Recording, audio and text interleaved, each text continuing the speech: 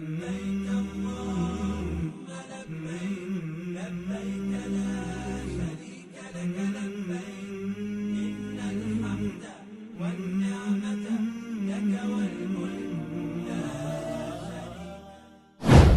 ونصلی ونسلم علی رسولہ الکریم۔ عمرے کا مسنون طریقہ، اس کا خلاصہ آپ کے سامنے رکھنا چاہتا ہوں۔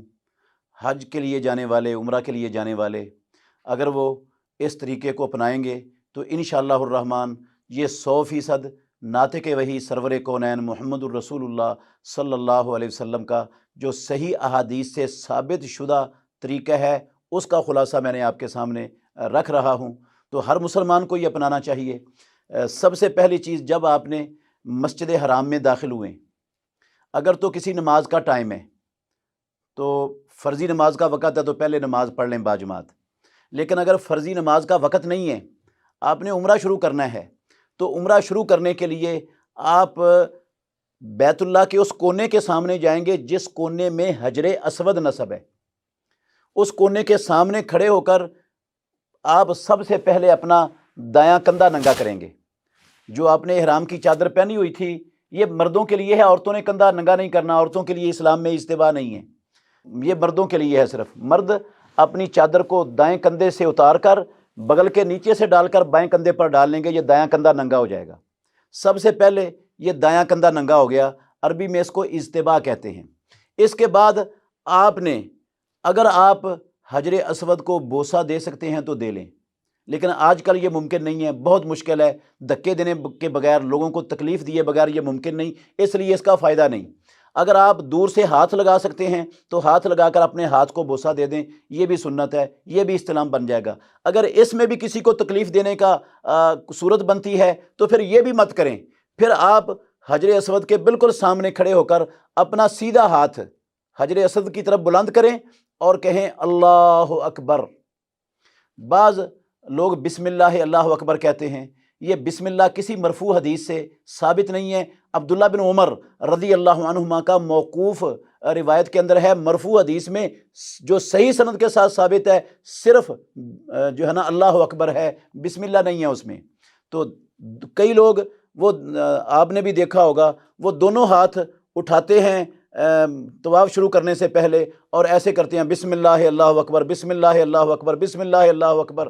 یہ نہ 3 مرتبہ کرنے کا مسئلہ ہے، نہ بسم اللہ کا مسئلہ ہے، صرف سیدھا ہاتھ بلند کرنا ہے اور کہنا ہے اللہ اکبر۔ یہ استلام ہو گیا ہے حجر اسود کا۔ اب یہ استلام کر کے آپ نے بیت اللہ کو بائیں طرف رکھتے ہوئے، بائیں ہاتھ پہ رکھتے ہوئے طواف شروع کر دینا ہے۔ یہ آپ نے حجر اسود سے لے کر حتیم کے پیچھے سے ہوتے ہوئے، حجر اسود سے جو پیچھے والا کونا ہے اس کو رکن یمانی کہتے ہیں، رکن یمانی تک آپ نے پہلے 3 چکروں میں رمل کرنا ہے۔ رمل کا مطلب ہوتا ہے چھوٹے چھوٹے قدم اٹھانے ہیں اور تھوڑا سا تیز چلنا ہے اور کندھے بھی ہلانے ہیں جس طرح پہلوان چلتا ہے۔ یہ سنت ہے امام الانبیاء محمد الرسول اللہ صلی اللہ علیہ وآلہ وسلم کی، اور یہ عمرے کا حصہ ہے۔ یہ رمل کرنا پہلے 3 چکروں میں حجر اسود سے لے کر رکن یمانی تک، رکن یمانی سے حجر اسود تک پہلے 3 چکروں میں بھی عام چال ہے، اس میں رمل نہیں ہے۔ اور جو کندھا ننگا رکھنا ہے مردوں کے لیے، یہ 7 چکروں میں ہے، اجتباع 7 چکروں میں، اور رمل یہ پہلے 3 چکروں میں 3 سائڈوں پر ہے، چوتھی سائڈ پر رمل نہیں ہے۔ تو ہر چکر جب آپ نے شروع کرنا ہے، حجر اسود سے شروع کیا ہے، آپ کا حجر اسود پر آ کر مکمل ہوگا۔ جب چکر مکمل ہوگا، اگلا چکر شروع کرنا ہے، پھر اپنا دایاں ہاتھ بلند کرنا ہے اور کہنا ہے اللہ اکبر، اور پھر جو ہے نا وہ اسی طرح چکر لگانا ہے۔ حجر اسود سے لے کر رکن یمانی تک کسی چکر کی کوئی مخصوص دعا نہ امام الانبیاء نے پڑھی، نہ احادیث کے اندر کوئی مخصوص دعا موجود ہے ہر چکر کی۔ یہ جو لوگوں نے بنائی ہوئی ہیں بدعت ہیں، ان کا اسلام سے، اللہ کے دین سے کوئی تعلق نہیں ہے ان دعاؤں کا۔ جو ہر چکر کی دعائیں، کتابیں بھی چھاپی ہوئی ہیں لوگوں نے، یہ پڑھنی غلط ہے، مسنون نہیں ہے۔ آپ قرآن مجید کی تلاوت کر لیں، آپ اپنی دعائیں پڑھ لیں، عربی میں، اردو میں، اپنی زبان میں، جو بھی آپ نے مانگنا ہے اللہ سے مانگیں۔ وہاں کوئی مخصوص دعا کسی چکر کی نہیں ہے، صرف رکن یمانی سے لے کر حجر اسود تک آپ نے ربنا آتنا فی الدنیا حسنۃ وفی الآخرۃ حسنۃ وقنا عذاب النار، یہ والی دعا پڑھنی ہے جتنی مرتبہ مرضی پڑھی جائے۔ تو یہ جو رکن یمانی ہے نا، رکن یمانی کو بوسہ نہیں دینا، بالکل موقع بھی ملے تو بوسہ نہیں دینا، اور اگر ہاتھ لگانے کا موقع مل جائے تو ہاتھ اس کو لگا لینا ہے، اور اگر ہاتھ لگانے کا موقع بھی نہیں ملتا تو پھر جس طرح حجر اسود کی طرف ہر مرتبہ اشارہ کرنا ہے سیدھا ہاتھ بلند کر کے اور اللہ اکبر کہنا ہے، یہ رکن یمانی کے ساتھ یہ والا سلوک نہیں ہے، وہاں پر اشارہ نہیں کرنا، بغیر اشارے کے گزر جانا ہے۔ صرف ایک چیز ہے، اگر ہاتھ لگانا ممکن ہو تو لگا لیں، اگر ہاتھ لگانا ممکن نہیں تو اشارہ بالکل نہیں کرنا، بغیر اشارے کے گزر جانا ہے وہاں سے۔ یہ اشارہ صرف حجر اسود کے سامنے ہے، اور جب آپ کا 7واں چکر مکمل ہو جائے گا بیت اللہ کا، تو 7ویں چکر کو مکمل کرنے کے بعد فوراً اپنا کندھا ڈانپ لیں اور مقام ابراہیم کی طرف جائیں، اور مقام ابراہیم کی طرف جاتے ہوئے یہ دعا پڑھیں، وَاتَّخِذُوا مِن مقام ابراہیم مصلی، قرآن مجید کی یہ آیت ہے۔ رسول اللہ صلی اللہ علیہ وسلم یہ پڑھا کرتے تھے، اور مقام ابراہیم کے پیچھے جا کر 2 رکعتیں پڑھیں۔ یہ کندھا ڈھانک کر ہی پڑھنی ہے، ننگے کندھے سے نہیں پڑھنی۔ پہلی رکعت میں رسول اللہ صلی اللہ علیہ وسلم فاتحہ کے بعد قل یا ایھا الکافرون، اور دوسری رکعت میں قل ھو اللہ پڑھا کرتے تھے۔ اگر وہاں پر جگہ ملے تو ٹھیک ہے، جگہ نہ ملے، طواف کرنے والوں کے لیے رکاوٹ بن رہی ہو، دقت بن رہی ہو، پریشانی بن رہی ہو، تو پھر وہاں پر مت پڑھیں، پھر مسجد کے جہاں بھی آپ کو سہولت ہے، جہاں بھی آپ کے لیے میسر ہے، وہاں جا کر یہ 2 رکعتیں پڑھ لیں۔ تو 2 رکعتیں پڑھنے کے بعد طواف آپ کا مکمل ہو گیا بیت اللہ کا، 2 رکعتیں بھی آپ نے پڑھ لیں۔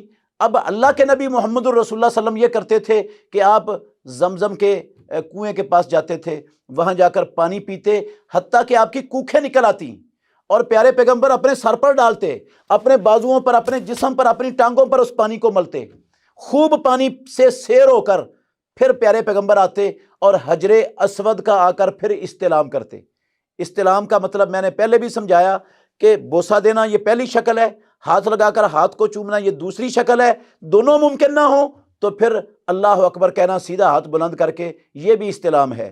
اور اس استلام کی فضیلت بھی حدیث میں آئی ہے، رسول اللہ صلی اللہ علیہ وسلم نے فرمایا یہ حجر اسود قیامت کے دن اللہ رب العالمین اس کو اٹھائے گا، اس کی 2 آنکھیں بھی ہوں گی اور اس کی زبان بھی ہوگی، اور یہ ہر اس بندے کے حق میں اللہ کے ہاں گواہی دے گا جس نے حق کے ساتھ حجر اسود کا استلام کیا ہے۔ اور یہ بھی فرمایا رسول اللہ صلی اللہ علیہ وسلم نے حجر اسود کے بارے میں کہ یہ جنت سے آیا ہوا پتھر ہے، جب جنت سے آیا تھا تو برف سے زیادہ سفید تھا، سودت ہو خطایا بنی آدم، اس کو بنو آدم کی غلطیوں نے سیاہ کر دیا، گناہوں نے۔ تو یہ بڑا فضیلت والا پتھر ہے، جنت سے آیا ہوا پتھر ہے، تو اس کو استلام کرنا، یہ اللہ اکبر کہہ کر اللہ کے نبی نے استلام کیا، پانی پی کر آنے کے بعد استلام کر کے پھر رسول اللہ صلی اللہ علیہ وسلم صفا پہاڑی کی طرف چلے گئے۔ صفا کے جب قریب پہنچے نا، پھر یہ آیت پڑھی، ان الصفا والمروۃ من شعائر اللہ فمن حج البیت واعتمر فلا جناح علیہ ان یطوف بہما ومن تطوع خیرا فإن اللہ شاکر علیم۔ یہ آیت پڑھ کر پھر آپ صفا پر چڑھ گئے، اور صفا پر چڑھ کر قبلے کی طرف منہ کر کے کھڑے ہو گئے۔ ایسی جگہ پر بندہ کھڑا ہونے کی کوشش کرے کہ قبلے پر نظر پڑے۔ اب تعمیرات کی وجہ سے مشکل ہے ہر جگہ سے قبلے پر نظر پڑنا، لیکن بعض مخصوص جگہ ہیں صفا پر بندہ کھڑا ہو تو تھوڑا سا قبلے کا حصہ نظر آتا ہے، کوشش کرنی چاہیے کہ وہاں بندہ کھڑا ہو اور قبلہ اس کی آنکھوں کے سامنے ہو، اور پھر وہاں کھڑے ہو کر ہاتھ اٹھا کر آپ دعائیں مانگے جتنی مانگنی ہیں۔ یہ دعا رسول اللہ صلی اللہ علیہ وسلم نے وہاں پڑھتے تھے اور آپ نے سکھائی ہے، لا الہ الا اللہ وحدہ لا شریک لہ لہ الملک و لہ الحمد وہو علی کل شیء قدیر، لا الہ الا اللہ وحدہ انجز وعدہ ونصر عبدہ وہزم الاحزاب وحدہ۔ یہ آپ نے 3 مرتبہ یہ دعا پڑھنی ہے، 3 مرتبہ پڑھتے ہوئے اس کے دوران جتنی بھی دعائیں پڑھنی ہیں آپ نے مانگنی ہے، اللہ سے مانگے، خوب مانگے اللہ سے دعائیں کھڑے ہو کر۔ یہ یہاں کھڑے ہونا کوئی ایمرجنسی والا معاملہ نہیں ہے کہ فوراً یہاں سے چلنا ہے، اچھی طرح تسلی سے دعائیں مانگ کر پھر آپ مروہ کی طرف چلنا شروع ہو جائیں۔ مروہ کی طرف جب آپ اتریں گے تو تھوڑے سے فاصلے پر جا کر سبز ستون آتے ہیں دائیں بائیں دونوں طرف، چھت پر سبز رنگ کی ٹیوپیں لگی ہوئی ہیں، نیچے سبز رنگ کا پتھر لگا ہوا ہے۔ یہ پہلے سبز ستونوں سے لے کر اگلے سبز ستونوں تک تیز چلنا ہے، دوڑنا ہے تھوڑا سا، اس سے پہلے بھی آرام سے چلنا ہے اور اس کے بعد بھی آرام سے چلنا ہے۔ جب آپ مروہ پر پہنچ جائیں گے تو مروہ پر پہنچ کر منہ قبلے کی طرف کر کے کھڑے ہو جانا ہے، وہاں سے قبلہ نظر آنا ممکن نہیں ہے، تو وہاں کھڑے ہو کر آپ جس طرح صفا پہاڑی پر کھڑے ہو کر خوب دعائیں مانگی تھیں، وہاں خوب دعائیں مانگیں، اور بیچ میں 3 مرتبہ یہ لا الہ الا اللہ وحدہ لا شریک لہ لہ الملک ولہ الحمد وہو علی کل شیء قدیر، لا الہ الا اللہ وحدہ انجز وعدہ ونصر عبدہ وہزم الاحزاب وحدہ، یہ بھی 3 مرتبہ بیچ میں پڑھیں، تو وہاں تسلی سے دعائیں کریں۔ یہ جو صفا سے لے کر مروہ تک آپ نے سفر کیا، یہ ایک صفا مروہ کی سعی کا ایک چکر پورا ہو گیا۔ اب آپ مروہ سے اتریں گے تو پھر سبز ستونوں کے درمیان بھاگیں گے، باقی آگے پیچھے عام چال چلتے ہوئے صفا پر چڑھ جائیں گے۔ تو صفا پر چڑھ کر جس طرح پہلے آپ نے دعائیں مانگی تھی اسی طرح پھر یہاں پر دعائیں مانگیں۔ یہ مروہ سے لے کر صفا تک آپ کا دوسرا چکر مکمل ہو گیا، اسی طرح پھر صفا سے لے کر مروہ تک تیسرا چکر مکمل ہو گیا۔ یہ اسی طرح چکر لگانے ہیں جس طرح پہلا اور دوسرا چکر میں نے آپ کو بتایا ہے۔ 7واں چکر آپ کا صفا پر مکمل ہو جائے گا۔ جب 7واں چکر مکمل ہو تو پھر وہاں پر کھڑے ہو کر دعا نہیں کرنی، پھر وہاں سے آپ نے نکل جانا ہے اور اپنی حجامت کروانی ہے۔ مسلمان مرد کے لیے یا تو سارا سر منڈوانا ہوتا ہے یا سارے سر کے بال کٹوانے ہوتے ہیں۔ عام طور پر وہاں کچھ لوگ موجود ہوتے ہیں جو کینچی لے کر تھوڑے سے ادھر سے کاٹ دیتے ہیں، تھوڑے سے ادھر سے کاٹ دیتے ہیں، اس سے عمرہ مکمل نہیں ہوتا۔ یہ طریقہ نہیں ہے محمد الرسول اللہ صلی اللہ علیہ وسلم کا۔ پیارے پیغمبر نے حلق یا تقصیر کا حکم دیا ہے، یہ تھوڑے سے ادھر سے، تھوڑے سے ادھر سے، تھوڑے سے 2-4 بال پیچھے سے، یہ نہ حلق ہے اور نہ تقصیر میں آتا ہے، سارے سر کی تقصیر کروانی ہے۔